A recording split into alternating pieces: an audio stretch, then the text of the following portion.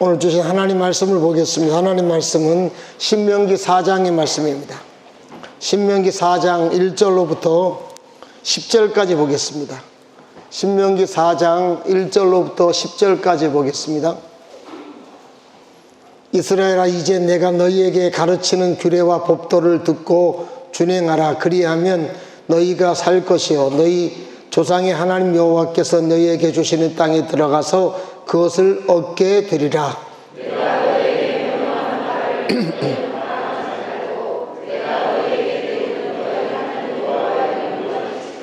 여호와께서 바알보올의 일로 말미암아 행하신 바를 너희가 눈으로 보았거니와 바알보올을 따른 모든 사람을 너희 하나님 여호와께서 너희 가운데서 멸망시켰으되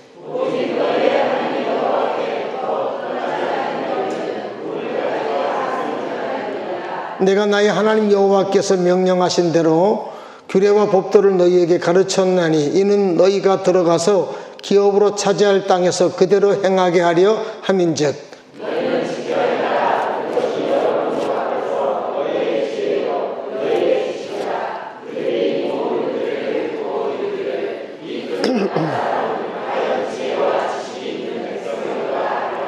우리 하나님 여호와께서 우리가 그에게 기도할 때마다 우리에게 가까이 하심과 같이 그 신이 가까이 함을 얻은 큰 나라가 어디 있느냐?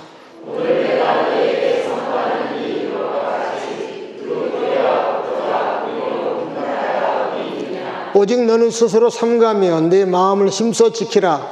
그리하여 내가 눈으로 본 그 일을 잊어버리지 말라. 내가 생존하는 날 동안에 그 일들이 내 마음에서 떠나지 않도록 조심하라. 너는 그 일들을 내 아들과 내 손자들에게 알게 하라. 내가 호렙산에서 내 하나님 여호와 앞에 섰던 날에 여호와께서 내게 이르시기를 나에게 백성을 모으라. 내가 그들에게 내 말을 들려주어 그들이 세상에 사는 날 동안 나를 경외함을 배우게 하며 그 자녀에게 가르치게 하리라 하시매. 아멘. 하나님 감사합니다. 주님을 송축합니다. 이 땅에 왕이 되신 우리 하나님을 찬양합니다. 교회 머리 되신 주님을 송축합니다. 오늘 우리가 하나님 앞에 모여서 예배합니다. 이 예배 가운데 주의 성령께서 함께하여 주시고 영광으로 함께하여 주시옵소서. 영광으로 함께하여 주시옵소서. 주님의 풍성함과 주님의 그 멋지심을 우리가 아는 시간 되게 하여 주시고 참으로 우리 안에 하나님의 만지심의 역사를 경험하는 그런 귀한 시간이 되게 하여 주시옵소서. 오늘도 주의 말씀을 함께 나눌 때 하나님의 생각이 우리 가운데 잘 전달되어지는 그런 귀한 시간 되게 하여 주시옵소서. 감사합니다. 예수님 이름으로 기도합니다. 아멘. 한번 고백합니다. 하나님 좋았습니다. 하나님 사랑합니다. 하나님 멋지십니다. 예, 아주 오랜만에 뵙는 분들이 있어서 너무 좋습니다. 예, 감사합니다. 예. 이제 오늘부터는 암송을 한번 해본다 그랬습니다. 암송, 지난주 암송이 굉장히 짧았는데 한 4분만 한번 해보겠습니다. 자, 다 같이 한번 해요. 다 같이. 여러분 아주 쉽죠? 그죠? 몇 단어만 잘 생각하시면 되니까 띄워주세요. 같이 한번 읽습니다. 시작. 그 안에 뿌리를 박으며 세움을 받아 교훈을 받은 대로 믿음에 굳게 서서 감사함을 넘치게 하라. 골로새서 2장 7절 말씀. 아멘. 그래서 믿음에 굳게 선 사람은 뭐가 넘치는 사람이라고 그랬죠? 감사가 넘치게 된다 하는 겁니다. 예수님께서 하신 말씀 가운데 참 늘 이렇게 읽을 때마다 부담이 되는 말씀이 하나 있는데 한번 볼까요? 한번 누가복음 6장 43절 44절 같이 한번 읽습니다. 시작. 좋은 나무가 나쁜 열매를 맺지 않고 또 나쁜 나무가 좋은 열매를 맺지 않는다. 나무는 각각 그 열매를 보면 안다. 가시나무에서 무화과를 거두어 들이지 못하고 가시덤불에서 포도를 따지 못한다. 여기 보시면 주님이 뭐라 말씀하냐면 좋은 나무에는 반드시 어떤 열매가 맺힌다는 거예요? 좋은 열매가 맺히고 나쁜 나무에는 어떤 열매가 맺힌다는 거예요? 나쁜 열매가 맺힌다. 이 말씀을 하는 이유가 뭐냐면 하나님의 자녀된 우리들이 좋은 나무가 되라는 겁니다.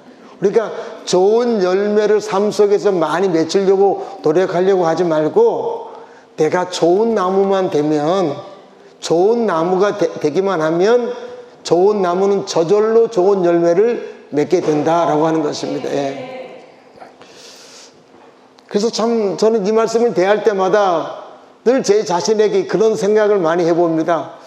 나는 좋은 나무인가? 지난 그 주중에, 이번 주중에 책을 읽다가 한 구절이 이렇게 그렇게 마음이 와닿았어요. 무슨 내용이냐면, 좋은 목사는 항상 웃는 목사다. 그래가지고 제가 얼마나 마음이 좀 부담스러웠던지. 예. 좋은 성도도 항상 웃는 성도예요. 예. 여사람 얼굴 한번 쳐다봐 주세요. 예. 어떠신가? 예. 예. 저는 그렇게 마음이 이렇게 확 와닿았어요. 그래서 여러분, 우리가 좋은 나무가 되는 것은 참 중요합니다. 그래서 내가 좋은 나무가 되면 나로부터 좋은 열매들이 많이 맺히게 되는 거예요. 저나 여러분이 좋은 나무가 될 수 있기를 간절히 바랍니다. 그럼 여러분, 좋은 나무가 되려면 어떻게 할 것인가? 늘 성경의 모든 것들은 여기에 포인트가 있는 거죠. 우리에게 좋은 나무가 될 것을 강조하시는 그런 내용인데, 여러분, 우리 한번 오늘 읽은 그 신명기 4장 1절의 말씀을 같이 한번 읽어보겠습니다. 자, 같이 한번 읽습니다. 시작. 이스라엘아, 이제 내가 너희에게 가르치는 규례와 법도를 듣고 준행하라. 그리하면 너희가 살 것이요, 너희 조상의 하나님 여호와께서 너희에게 주시는 땅에 들어가서 그것을 얻게 되리라. 아멘. 저는 이 말씀 묵상하면서, 4장을 묵상하면서 좋은 나무가 되는 게 뭐냐라고 할 때 첫 번째는 이겁니다. 내가 누구인가를 잘 알고 사는 거예요. 하나님이 지금 이 말씀을 듣는 이들에게 뭐라고 부르고 있어요? 뭐라고 부르고 있어요? 이스라엘아, 이렇게 이스라엘 부르고 있어요. 여러분, 이스라엘이라는 단어 안에는 무슨 의미가 있습니까? 너희는 내가 택한 나의 백성이다 하는 것을 그들에게 알려주시는 부분들이에요. 여러분, 우리가 세상을 복잡하고 아주 바쁘게 살잖아요. 치열하게 살아가는데, 어딜 가든지 간에 내가 누구인가를 생각하며 살아가는 것은 대단히 중요합니다. 저는 의경생활하는 우리 아들을 이렇게 만나면 제가 자주 하는 말이 있습니다. 뭐냐면, 네가 어디를 가든지 간에 너는 하나님의 자녀고 목사의 아들이라는 것을 늘 기억해라. 제가 그 얘기를 참 많이 합니다. 너는 하나님의 자녀고 목사의 아들이라는 것을 기억해야 된다. 그러면 알았어 아빠, 늘 그런 생각하고 살고 있어. 그런 얘기를 해요. 저는 하나님의 자녀로서의 삶을 놓치고 살까봐, 또 아버지가 목사인데 목사의 아들로서의 삶을 못 살까봐 하는 것에 대한 염려가 있어서 제가 그런 얘기를 자주 합니다. 여러분, 내가 누구인가를 인식하고 있는 것만큼 중요한 게 없어요. 유대 왕국 말년을 보면 하나님께서는 하나님을 멀리 떠나 있는 유다 백성들에게 그들을 회복시키려고 노력을 많이 하시는데, 우리 한번 이사야 41장의 말씀 보겠습니다. 자, 같이 한번 읽습니다. 시작. 그러나 나의 종 너 이스라엘아, 내가 택한 야곱아, 나의 봇 아브라함의 자손아, 내가 땅끝에서부터 너를 붙들며 땅 모퉁이에서부터 너를 부르고 내게 이르기를 너는 나의 종이라, 내가 너를 택하고 실어버리지 아니하였다 하였노라. 하나님께서 이스라엘 백성들이 하나님을 멀리 떠나 살아가고 타락한 삶을 사는데, 그들을 회복시키기 위해서 가장 강조하는 게 뭐냐면 8절에 있는 내용이 뭐냐면, 너희가 지금 그렇게 희미하게 사는 이유가 뭐냐면 네 자신들이 누구인가를 놓치고 있다는 거예요. 그러면서 그들에게 8절에 여러분 강조하잖아요. 이스라엘 백성들을 뭐라고 부르고 있어요? 나의 종. 또 뭐라고요? 이스라엘아. 그 다음에 택한 야곱아, 네 번째는요, 나의 친구 아브라함의 자손아. 이렇게 한 번만 불러도 될 텐데 네 가지의 표현을 동원하면서 그들에게 이야기를 하고 있는 것이에요. 너희들이 그렇게 세상에서 희미하게 사는 이유는 뭐냐? 네 자신이 누구인지를 모르고 있기 때문에 그렇게 막 산다는 거예요. 여러분, 그래서 우리가 이 땅을 살아가면서 참 중요한 게 내가 누구인가, 나의 정체성을 분명히 인식하고 살아가는 것이 대단히 중요합니다. 저는 어딜 가든지 항상 이런 생각이 있어요. 하루를 살더라도 목사답게 살아야 된다. 저는 항상 그 생각하고 살아요. 하루를 살더라도 목사답게 살다가 하나님 앞에 가야 된다 하는 그런 생각을 항상 머릿속에 갖고 있습니다. 여러분, 그래서 우리가 이 땅을 살면서 내가 누구인가를 늘 인식하는 것, 이것은 대단히 중요하다는 것입니다. 서신서를 보더라도 베드로가 자기 자신을 이렇게 고백합니다. 오늘 한번 볼까요? 한번. 자, 같이 한번 읽습니다. 시작. 예수 그리스도의 종이 사도인 시몬 됐습니다. 자, 보세요. 베드로는 자기 자신을 뭐라고 부르고 있어요? 예수 그리스도의 종이다. 또 두 번째 뭐라고요? 사도다. 그러니까 베드로는 늘 마음속에 이 두 가지 생각이 있는 거죠. 나는 예수님의 종이다. 나는 사도다. 그런 자기가 누구인가에 대한 인식을 늘 하고 있었기 때문에 베드로답게 살다가 주님 앞에 갔다는 것입니다. 저나 여러분이 세상에서 흩어지게 살고 여러 상황 속에 살지만 그 속에서 내가 누구인가를 분명하게 인식하며 살아가야 내가 좋은 나무가 될 수 있다는 것입니다. 이게 흐릿해지면요, 삶은 엉망이 되는 거예요. 삶이 엉망이 되어버립니다.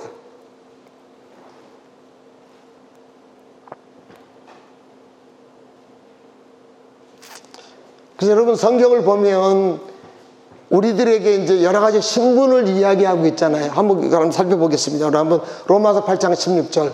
자, 같이 한번 읽습니다. 시작.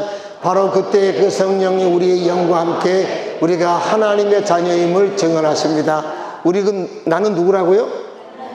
한번 해볼까요? 나는 하나님의 자녀입니다. 나는 하나님의 자녀입니다. 자, 히브리서 10장 그 다음 거 보여. 자, 여기는 뭐라 말합니까? 한번 해볼까요? 나는 의인입니다. 나는 의인입니다. 죄인입니까? 의인입니까? 예수 그리스도의 십자가로 피로 말미암아 의인이 되었다 하는 거예요. 이걸 분명히 인식하셔야 된다는 것입니다. 그 다음 거 볼까요? 여기 보면 뭐라고 말씀했어요? 상속자. 한번 해볼까요? 나는 하나님의 상속자입니다. 나는 하나님의 상속자입니다. 하나님 상속자면 부자예요? 가난뱅이에요? 부자예요. 부자예요. 우리 하나님부터 받을 상속이 굉장히 많다 하는 거죠. 난 하나님의 상속자이다. 또 에베소서 볼까요?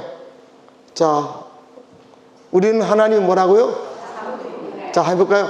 나는 하나님의 최고의 작품입니다. 나는 하나님의 걸작품입니다. 예, 우리는 하나님의 최고의 작품이에요. 그래서 세상에서 여러분 움츠러 살아야 됩니까?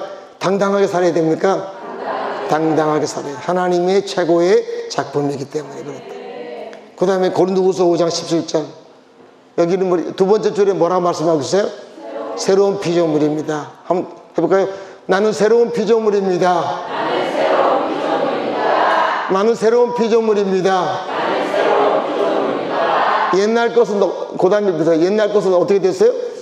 지나갔어요. 우리 가문으로부터 내려오는 저주와 이런 나쁜 것들은 다 뭐라고요? 지나가 버렸어요.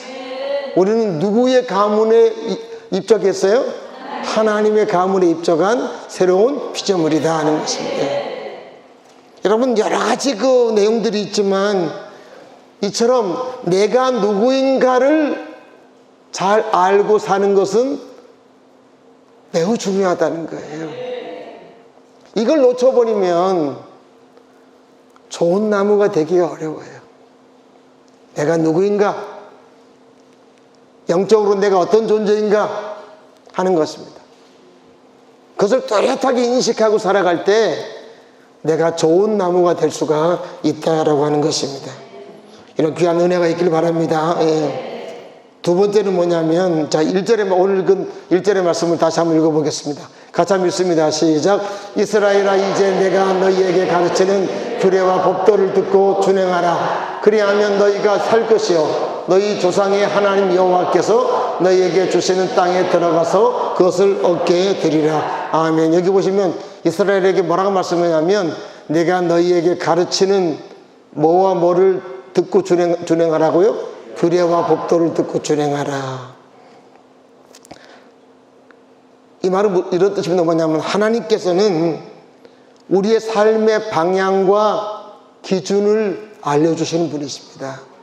그래서 여러분, 우리가 좋은 나무가 되려고 하면 두 번째는 이런 부분들이죠. 뭐냐면 하나님을 바르게 알아야 된다는 거예요. 하나님이 어떤 분이신가를 바르게 알아야 된다. 하나님 어떤 분이신가 하면 이스라엘 백성들이니까 규례와 법도를 그들에게 알려줬다는 거죠. 그러니까 너희들이 그 규례와 법도를 듣고 그대로 살아가라, 이렇게 말씀하시는 거예요. 하나님은 하나님 백성된 우리들에게 삶의 방향과 기준을 알려주시는 분이시다는 겁니다. 여러분, 세상을 보면 삶의 기준이 없어요. 여러분, 흥부와 놀부, 누가 좋은 사람이에요? 흥부와 놀부, 누가 좋은 사람이에요?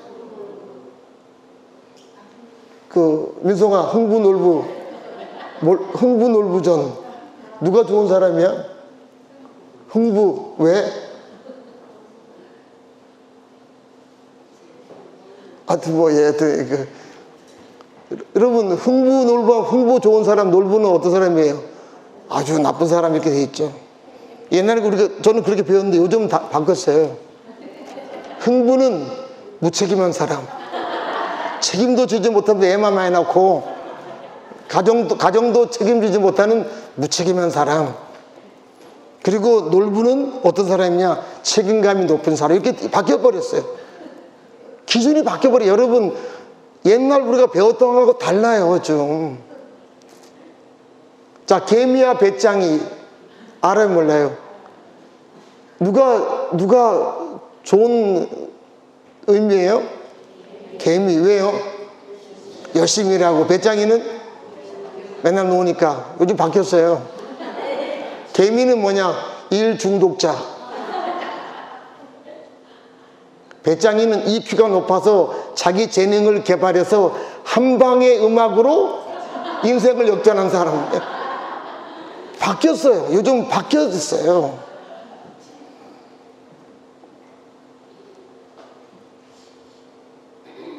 저도 그 내용을 읽다가 깜짝 놀랐어요. 아, 그럴 수 있겠구나.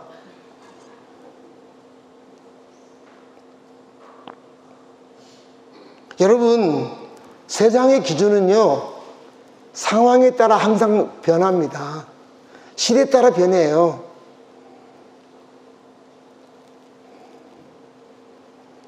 우리 어린 시절만 해도 열심히 공부하는 애가 잘 된다고 했지만 요즘은 열심히 공부하는 애가 잘 됩니까? 맨날 게임하다가 프로게이머가 된 애가 잘 됩니까? 윤여가 못 듣는 걸로 해라. 이게 다른 거예요. 이게 다른 거예요. 시대가 달라졌어요.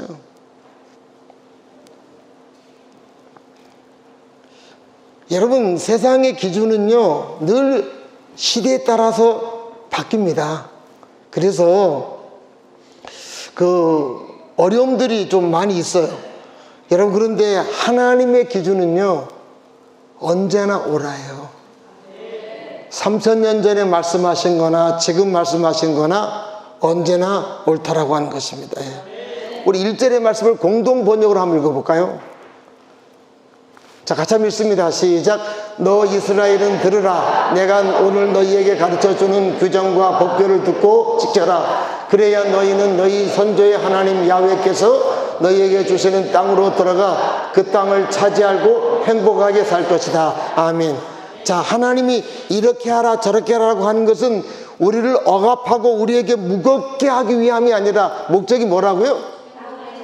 그 땅을 차지하고 뭐라고요? 행복하게 살기 위해서라는 거지. 하나님이 우리 보고 이렇게 살아야 돼 하고 우리에게 뭔가의 기준을 제시하는 것은 우리가 행복하게 살기 위함이라는 거예요. 부모가 자녀들에게 잔소리를 많이 하잖아요. 여러분, 그것도 행복하게 하는 일이죠. 병원에 가면 의사가 이렇게 할 때 뭐라고 그럽니까? 이번에 한 일주일 금식해야 됩니다. 그럼 금식해요, 안 해요? 나 금식 못합니다. 내가 왜 금식해요? 저는 그렇게 대드는 사람 한 사람도 본 적이 없어요. 그 사람이 아무리 뭐 세상에서 뭐 대단한 위치에 있고 돈 많은 사람이라도 의사가 일주일 금식해야 될 것 같아요. 그러면 예, 알겠습니다라고 여러분 일주일 금식한다고요. 왜 그 말을 따릅니까? 그래야지만 자기에게 유익이 있다는 걸 알기 때문에 그렇습니다. 하나님이 이렇게 하라 저렇게 하라 라고 하는 것은 뭐냐? 우리를 힘들게 하기 위함이 아니라 우리를 어떻게 하기 위함이라고요? 행복하게 하기 위함이라는 것이에요.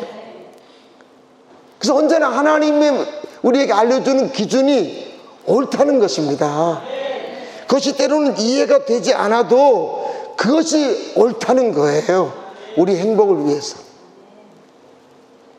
자, 5절과 6절 한번 볼까요? 한번. 자, 같이 읽습니다. 시작. 내가 나의 하나님 여호와께서 명령하신 대로 규례와 법도를 너희에게 가르쳤나니 이는 너희가 들어가서 기업으로 차지할 땅에서 그대로 행하게 하려 함인즉 너희는 지켜 행하라. 이것이 여러 민족 앞에서 너희의 지혜요 너희의 지식이라. 그들이 이 모든 규례를 듣고 이르기를 이 큰 나라 사람은 과연 지혜와 지식이 있는 백성이로다 하리라. 아멘. 여러분, 세계 역사를 보면 저도 얼마 전에 깜짝 놀랐어요. 세계 역사가 미국만 해도 1960년대까지 부모의 신분이 세습되는 그런 시대였다는 거예요. 부모의 신분이. 그러니까 하버드 대학이나 예일 대학이 세계 최고의 대학인데 거기는 누가 들어갔는가? 공부 잘해서 들어간 사람이 아니라 부모가 집안이 좋으면 무조건 들어갔다는 거예요. 돈 많은 부모가 전화해서 우리 아들 이번에 하버드 보냅니다 그러면 오라고. 또 뭐 집안이 좋은 그런 출신이 전화하면 무조건 들어갔다는 거예요. 부모의 신분에 의해서 자녀의 신분이 그대로 세습되는 그런 사회였어요. 미국뿐만 아니라 전 세계가 늘 그랬죠. 여러분, 지금 이 신명기가 기록될 당시는 지금으로부터 3,500년 전이에요. 그 시대는요, 여러분, 신분의 어떤 건 차이가 엄청난 세대였어요. 그런데 여러분, 그 시대에 하나님께서 이스라엘 백성들에게 여러 가지 제도를 알려주신다는 거죠. 6절에 보시면, 주춘대에 보면 하나님이 우리에게 알려주시는 그 말씀과 제도가 우리에게는 뭐가 된다고요? 지혜와 지식이라는 거예요. 이방 사람, 그들이 이 모든 규례, 이스라엘 백성들에게 있는 여러 가지 규례와 법과 제도를 이렇게 보면 그들이 뭐라고 반응한다는 거예요? 지혜와 지식이 있는 백성이라고 놀란다는 거예요. 아니, 어떻게 이런 제도가 있습니까? 어떻게 이런 가르침이 있습니까? 하면서 놀란다는 거예요. 왜 놀라냐면 그 가르침이 누구로부터 왔기 때문입니까? 하나님으로부터 왔기 때문에 그렇다는 거죠. 하나님으로부터 왔기 때문에. 여러분, 그래서 이 당시에는 하층 사람들은 완전히 천대받고 무시당하고 한 사람이 죽으면 개나 돼지 정도의 값밖에는 여러분 치르지 않을 정도로 무시당하던 그런 사회였는데, 여러분, 하나님이 주셨던 율법의 내용을 읽어보면 놀라움을 금치 못할 그럴 지혜들이 많다는 것입니다. 이 안에는요, 땅에 대한 배려, 사람에 대한 배려, 가난한 사람에 대한 배려, 병자에 대한 배려, 짐승에 대한 배려, 약한 사람에 대한 배려, 이런 것들이 굉장히 많이 들어있어요. 그러니까 그 당시 이스라엘 외의 다른 나라 사람들에게는 상상할 수 없는 그런 것들이 있더라는 거죠. 왜? 하나님의 지식을 통해서 왔기 때문에 그렇다는 거죠. 우리 한번 하나만 보겠습니다. 우리 한번 레위기 19장. 자, 9절 10절. 자, 9절 한번 읽어볼까요? 시작. 너희가 너희 땅에서 곡식을 거둘 때에 너는 밭 모퉁이까지 다 거두지 말고 내 떨어진 혀도 줍지 말고. 자, 보세요. 자, 하나님이 만든 규례예요. 농사를 져가지고 벼를 베는데 다 베지 못하게 해요. 어느 부분을 베지 못하게 합니까? 모퉁이 구석에 있는 벼는 베면 안 돼요. 그리고 이게 하다가 땅에 떨어진 것은 뭐라고요? 그대로 두라는 거. 하나님의 법이에요. 그 다음 10절 볼까요? 같이 한번 읽습니다. 시작. 내 포도원의 열매를 다 따지 말며 내 포도원에 떨어진 열매도 줍지 말고 가난한 사람과 거리민을 위하여 버려두라. 나는 너희의 하나님 여호와니라. 자, 포도를 딸 때도 다 따면 됩니까? 안 됩니까? 남겨둬야 돼요. 또 따다가 땅에 떨어진 걸 뭐라고요? 그대로 두라는 거예요. 왜 그러는 거예요? 가난한 사람과 외국인들을 위해서 주라는 거예요. 오늘날 복지정책이 이런 거잖아요. 놀라운 하나님의 지혜죠. 놀라운 하나님의 지혜. 그러니까 주변 나라에서는요, 상상할 수 없는 제도예요, 이게. 사람으로부터는요, 다 따먹어야 돼. 내 거니까. 근데 하나님은 그렇게 하지 말라는 거예요. 이게 하나님의 말씀입니다. 또 레위기 19장 13절 14절 볼까요? 자, 13절 같이 한번 읽습니다. 시작. 너는 내 이웃을 억압하지 말며 착취하지 말며 품꾼의 삭슬 아침까지 밤새도록 내게. 자, 보세요. 뭐라 말씀하면 품꾼의 삭슬 그날 주라는 겁니까? 다음날 주라는 거예요? 반드시 그날 주라는 거죠. 일용직 일한 사람이 일을 했을 때는 그 사람 그 돈을 가지고 생계를 책임져야 되니까 절대로 미루지 말고 그날 바로 제공해야 된다는 거예요. 이게 하나님의 법이에요. 얼마나 놀랍습니까, 여러분? 또 14절 같이 한번 읽어볼까요? 시작. 너는 귀먹은 자를 저주하지 말며 맹인 앞에 장애물을 놓지 말고 내 하나님 여호와를 경외하라. 나는 여호와니라. 그러니까 누구를 위한 거예요? 장애인을 위한 일이에요.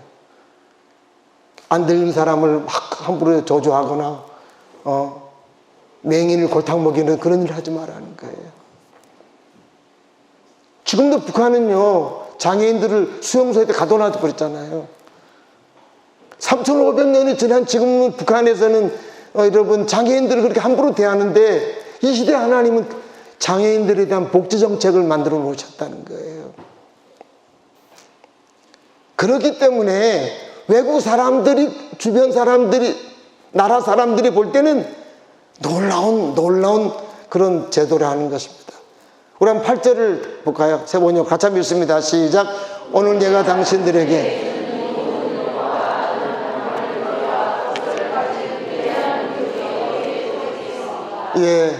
이런 규례와 법도를 가진 위대한 민족이 어디 있겠습니까? 라고 사람들이 감탄하게 된다는 것입니다. 여러분, 그래서 성경에서 우리가 하나님 우리 보고 이렇게 하라 저렇게 하라라고 하는 것은 하나님으로부터 온 지식과 지혜이기 때문에 우리가 잘 이해가 안 되더라도 그대로 따라야 한다는 것입니다. 그게 우리를 유익을 위해서 좋다는 겁니다. 근데 여러분, 사람들이 그렇지 않을 때가 많음에 대하여 주님께서 이제 2절에 이렇게 말씀하세요. 2절 한번 볼까요? 한번. 자, 같이 한번 읽습니다. 시작. 내가 너희에게 명령하는 말을 너희는 가감하지 말고 내가 너희에게 내리는 너희 하나님 여호와의 명령을 지켜라. 근데 사람은요, 하나님 말씀을 지킬 때도 이게 머리를 쓴다는 거예요. 내가 지키고 싶지 않은 말은 어떻게 할까요? 빼버리고 내 주장을 갖다 덧붙인다는 거예요. 그러지 말라는 거예요. 우리가 이 땅을 살면서요, 때로는 하나님의 어떤 부분이 나한테 부담스러운 말씀이 있기도 해요. 그때 그걸 슬쩍 빼면 내가 손해라는 거예요. 그렇게 하지 말라는 거예요. 저는 요즘 이제 제가 늘 신경 쓰는 게 뭔지 아세요? 비판하지 말라는 거예요. 절대로 하루를 살면서 누구를 향해서라도, 모르는 사람을 향해서 뉴스를 보면서도 절대로 누구를 비판하지 말아야겠다, 그런 생각을 하고 저녁쯤 되면 하루를 한번 생각해 봐요. 내가 오늘 누구를 비판했나. 다행히도 어제는 한 명도 비판을 안 했더라고요. 그러니까 절대로 주님이 비판하지 말라 그랬으니까 비판하지 말아야겠다 하는 그런 생각을 늘 갖고 살아가요. 여러분, 우리가 하나님이 말씀하신 것들은 우리 행복을 위해서 주신 귀한 말씀이라는 거죠. 여러분, 내가 어떤 말씀은 내가 그거를 지키지 못해서 쓱 빼고 살 때마다 늘 그 말씀이 마음에 걸리는 경우가 있어요. 근데 여러분, 우리가 그럴 때 한계를 한번 뛰어넘게 되면 그 다음부터는요 잘할 수 있어요. 분명히 가감하지 말라는 거죠. 더하거나 빼지 말라는 거예요. 왜? 그것이 옳은 것이고 우리를 위해서 유익하기 때문이다라고 하는 것입니다. 그래서 여러분, 하나님은 우리에게 삶의 방향과 그 기준을 제공하시는 분이시기 때문에 그분이 제시하신 대로 우리가 잘 따라가야 된다라고 하는 것입니다. 그런 은혜가 있길 바랍니다. 또 하나님 어떤 분이신가 우리 한번 7절의 말씀 볼까요? 자, 같이 한번 읽습니다. 시작. 우리 하나님 여호와께서 우리에게 기도할 때마다 우리에게 가까이 하심과 같이 그 신이 가까이 함을 얻은 큰 나라가 어디 있느냐. 우리 하나님은 어떤 분이세요? 우리가 기도할 때마다 우리에게 뭐라고요? 가까이 하시는 분이시다 하는 거죠. 하나님은 내가 기도할 때 내게 가까이 와서 내 기도를 들으시고 내게 응답하시는 분이시다 하는 거죠. 그러니까 여러분, 다른 종교는요 이런 게 없어요. 왜? 그들의 신은 죽었기 때문에 그렇습니다. 하나님만이 살아계신 유일하신 신이시기 때문에 여러분, 하나님은 우리가 힘들고 어려워서 하나님 앞에 엎드려 기도하고 할 때 늘 가까이 오셔서 우리의 기도에 귀를 기울여 주신다라고 하는 것입니다. 우리가 언제 기도를 진심으로 하죠? 언제 기도를 진심으로 해요? 어려울 때. 평소는 기도 안 하고 룰루랄라 살다가 딱 어려움을 닥치면요, 하나님의 백성들은요 이 안에 하나님의 영이 있기 때문에 본능적으로 기도하게 돼 있어요. 하나님 좀 도와주세요. 그렇게 돼 있어요. 하나님은 기도하면 항상 우리의 기도를 들으시고 돕는 분이시다 하는 것입니다. 저희 교회 그 부목사님이었던 그 우건호 목사님 사모님이 했던 얘기를 제가 들었어요. 그분이 이제 저희 교회 전사로 와가지고 나중에 이제 목사님 돼서 안수까지 받았었는데 한 7년 정도 있었던 것 같아요. 있었는데 그 사모님이 그 첫 아이를 임신했었어요. 그런 상태인데 의사가 자궁외 임신을 했다. 그러면 이 아이는 어떻게 합니까? 이제 낳기 어렵다. 수술해야 된다. 뭐 그런 얘기를 해서 부부가 저를 찾아와서 그 얘기를 하더라고요. 그런데 제가 뭐라 그랬냐면 우리 애가 자궁 안으로 들어가도록 기도합시다 그랬겠어요. 그 말에 그 사모님 좀 놀랬다는 거예요. 아니, 자궁에 밖에 있는 애가 자궁 안으로 들어간다고? 그때 표현을 안 하고 속으로 놀랬다는 거예요. 그러고 나서 우리가 본인들은 부부는 이 아이를 이제 포기해버렸죠. 근데 자궁 밖에 있는 아이가 자궁 안에 들어가도록 우리 하나님께 기도하자. 그래서 우리 교회가 막 그때부터 합심해서 막 기도했어요.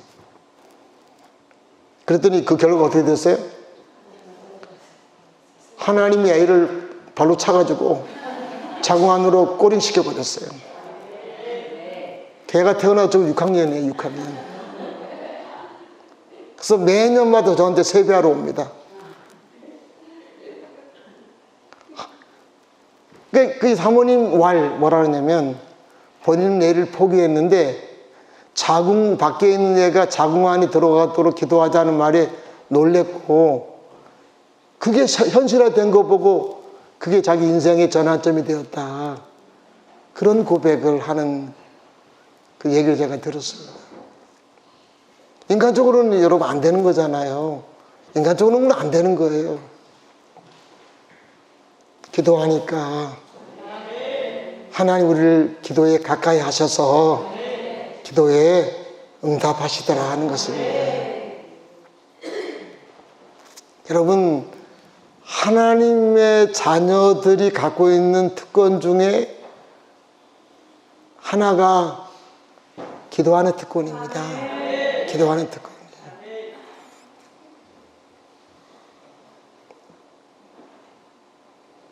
여러분도 저를 위해서 열심히 기도해 주셔서 너무 감사합니다. 예.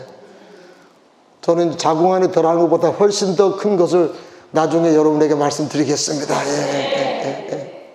예. 훨씬 더 큰 하나님의 일하심을. 예. 저도 이번에 또 출혈이 심해가지고 병원에 갔더니 입원했었는데 수혈을 피를 7봉다리를 맞았던 것 같아요. 7봉다리를. 의사가 하는 말이 피가 나오는 거 이런 것은 어떻게 해결할 수 없습니다. 저한테 그런 얘기를 하길래 제가 속으로는 웃었습니다. 하나님 하시면 되지 뭐. 하나님 하시면 되지. 하나님은 기도하면 우리의 기도에 가까이 하신다. 성도들이 많이 기도해 주셔서 여러분 참 감사를 드립니다. 여러분 우리가 오늘 본문에서 두 가지 알아야 될 하나님의 이거 두 가지만 정확하게 알고 지나가시면 돼요. 첫째는 뭐냐, 하나님은 우리의 삶의 방향과 기준을 알려주시는 분이시고 기도할 때 늘 가까이 오셔서 들으시고 응답하시는 하나님이시다. 이 두 가지를 분명히 하셔야 돼요. 분명히 하셔야 돼요. 그래서 여러분, 하나님이 어떤 분이신가를 풍성히 알고 누리는 사람일수록 뭐냐면 좋은 나무가 된다는 거예요. 좋은 나무가 된다. 마지막 세 번째 하나만 더 보겠습니다. 우리 한번 9절의 말씀 볼까요? 9절의 말씀. 자, 같이 한번 읽습니다. 시작. 오직 너는 스스로 삼가며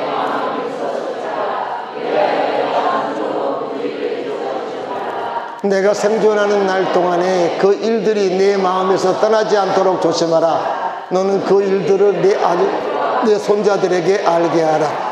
자, 현대인의 성경 하나 보겠습니다. 현대인의 성경으로 같이 한번 읽습니다. 시작. 조심하십시오. 여러분은 목격할 일을 평생 동안 잊지 말고 기억하여 여러분의 자손들에게 말해 주어야 합니다. 여러분 여기 보시면 뭐냐면 우리들에게 조심할 것이 있다. 조심할 것. 조심할 게 뭐냐면 이거예요. 나는 하나님을 잘 섬기는데 잘 섬기는 것이 나로 끝내서는 안 된다는 거예요. 하나님을 잘 섬기는 것이 나는 잘 섬겨요. 이것이 내 자신에게서 그냥 끝나버리면 안 되고 어디까지 가야 된다는 거예요?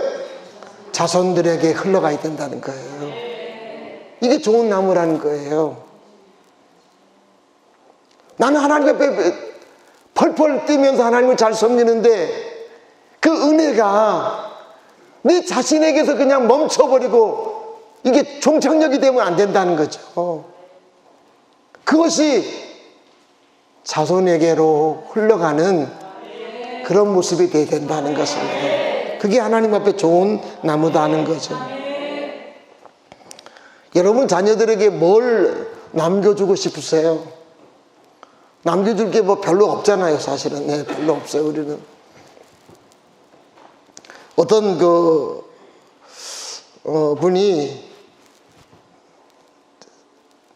그런 얘기를 하더라고요. 뭐냐면, 나는 내 부모가 엄청난 재력이 많아서 나한테 그 엄청난 재산을 물려줬으면 내가 얼마나 좋았겠는가.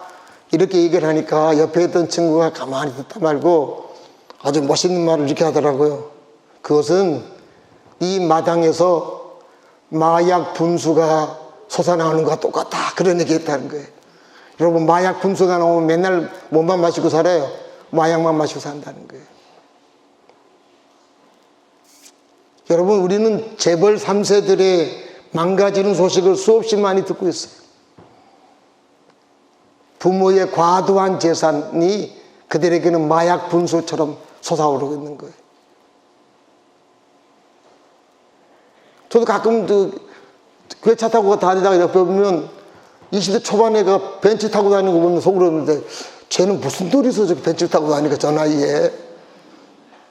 지가 벌어서는 그렇게 벤츠를 안 탈 텐데, 그것도 아주 새 거 있잖아요. 뭐 제네시스 90 이런 걸 타고 다니는 거예요. 새 거를 아주.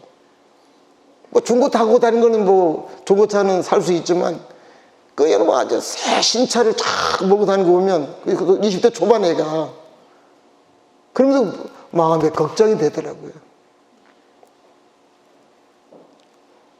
여러분, 크리스찬들은 자녀들에게 물려줘야 될 가장 중요한 것은 신앙입니다. 신앙을 물려주셔야 돼요.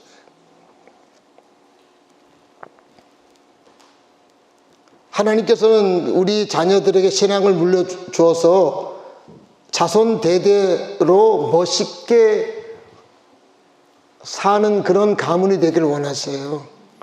옛말에도 여러분, 1년을 위해서는 벼농사를 하고 10년을 위해서는 사과나무를 심고 100년을 위해서는 사람을 기르라 라고 하는 그런 말이 있습니다. 그만큼 여러분, 사람 하나가 여러분 역사를 좌우할 수 있다고 하는 것입니다. 그래서 우리가 신앙이 나만 좋고 나만 은혜를 누리는 것에 멈추면 절대로 안 된다는 거예요. 자녀들에게, 자손들에게 신앙이 계승되어져야 한다는 것입니다. 이게 좋은 나무예요. 여러분, 미국 사회에서 가장 존경받는 그 가문 중에 하나가 조나단 에드워드 목사님 가문입니다. 여러분, 조나단 에드워드의 가문은 진짜 그 가문이 미국 사회에 많은 영향을 끼칠 정도의 아름다운 그런 자손들이 많이 배출됐어요. 많은 사람들이 조나단 에드워드의 가문을 연구해 봤더니 3가지로 딱 결론을 내렸습니다. 첫째는 이겁니다. 뭐냐? 조나단 에드워드의 깊은 신앙심. 2번째, 자녀들에 대한 신앙 교육. 3번째, 부부간의 좋은 관계. 이 3가지였어요. 내가 신앙이 좋아야 되고요, 자녀들에게 가르쳐야 되고, 부부 사이에 좋은 관계가 있어야 된다는 거예요. 여러분, 자녀들은 늘 부모님을 보잖아요. 우리 엄마는, 우리 아빠는 뒤에서 신앙이 좋은데 집에 오면 왜 엄마 아빠 사이가 안 좋을까? 이건 전혀 영향력을 끼치지 못합니다.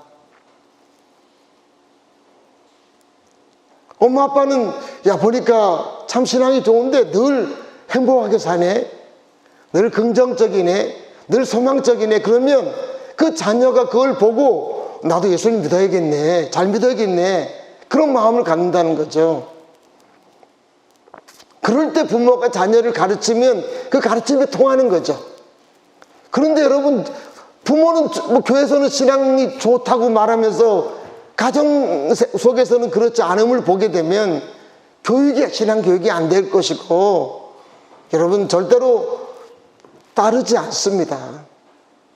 근데 여러분, 이 조나단 에드워드는 개인적으로도 신앙이 좋았고 부부관계가 대단히 좋아서 자녀들 그것을 보고 늘 배워서 그런 모습이 그 다음에 그 자녀들에게 그대로 나오고 계속 이어져서 그 가문이 좋은 믿음의 가문이 되었다는 것입니다. 그래서 여러분, 자녀들에게 부모님들은 거울임을 늘 기억하셔야 됩니다. 늘 잊지 말아야 됩니다. 어제도 밥을 먹는데 우리 아들이 저한테, 우리 부부가 그러더라고요. 요즘은 안 싸우네 그러더라고요. 그래서 제가 좀 뜨끔했어요.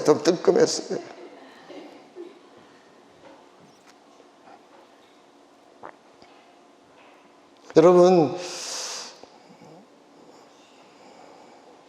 제가 주중에 책을 읽고 목사는 늘 웃음이 있어야 된다는 그 말이 있는 것처럼 그것은 단순한 것이 아니잖아요. 기쁨으로 살아야 된다는 그런 의미잖아요. 그래서 여러분, 자녀들에게 신앙이 개선되도록 부모님들이 여러분 늘 신경 쓰셔야 됩니다. 예. 아, 이제 뭐 어떻게 해요? 지금부터라도 해야 됩니다. 지금부터라도.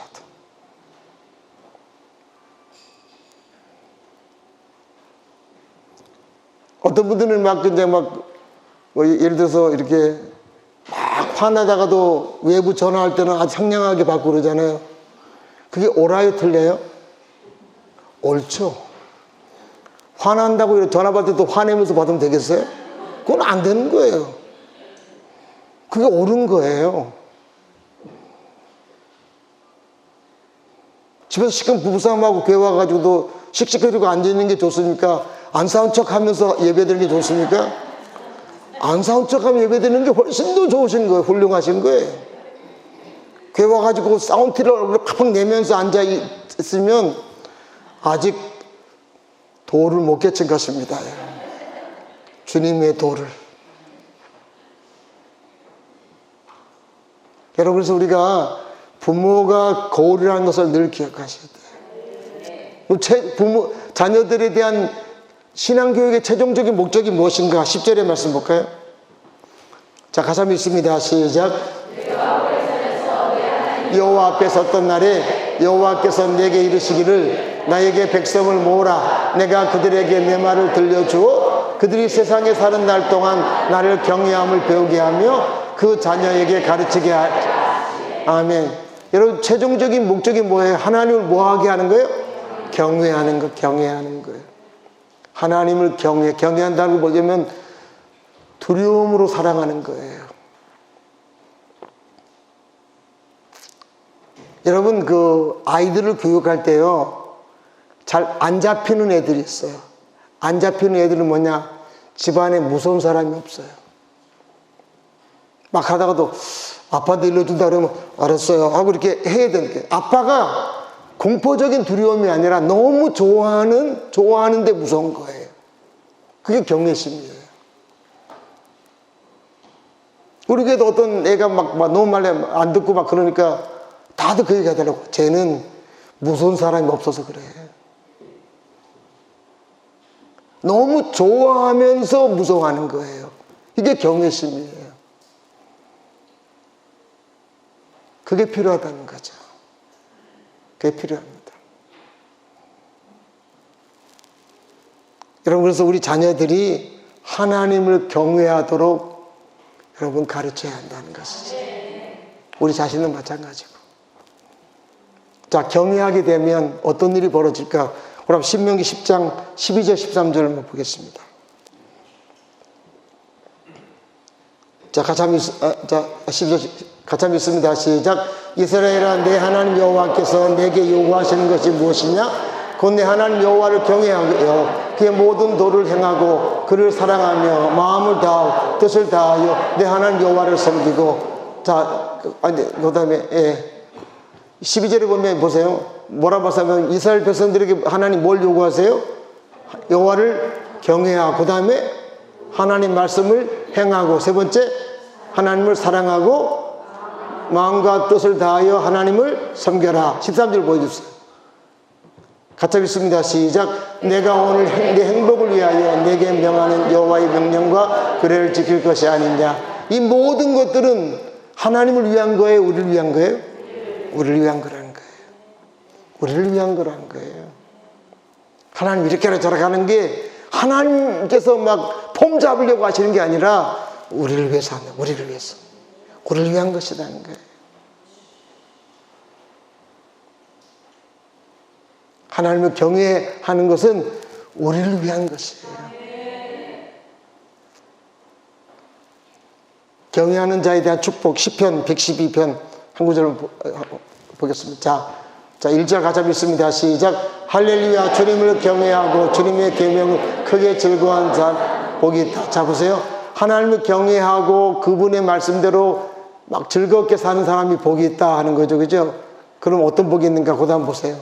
2절 같이 한번 읽습니다. 시작. 그의 자손은 이 세상에서 능력 있는 사람이 되며 정직한 사람이 되었습니다. 자, 그의 자손은 뭐라고요? 이 세상에 뭐라고요?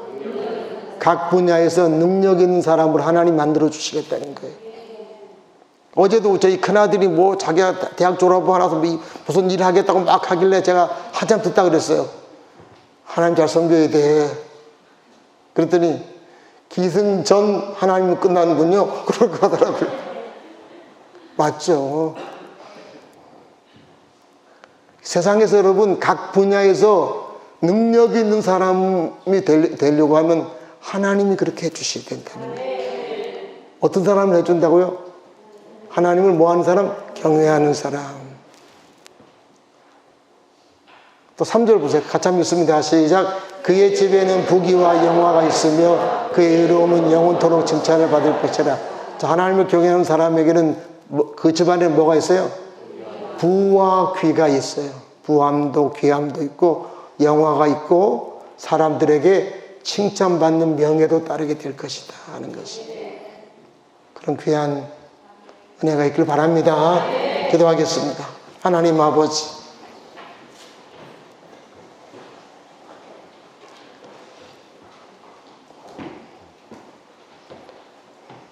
우리가 하나님의 자녀로 이 땅을 살아갈 때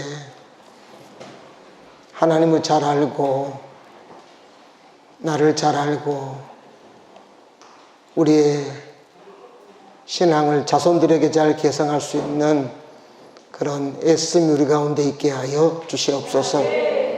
우리 자녀들을 그대로 방치하지 않게 하시고 눈물로 기도하며 가르치고 본을 보여주는 모습으로 잘 행하여서 우리의 가문이 대대로 하나님의 복을 받는 우리 자손들이 사회에서 능력 있는 사람이 될 수 있는 그런 모습들 되게 하여 주시옵소서. 감사를 드리며 예수님 이름으로 기도합니다. 아멘. 일어서겠습니다.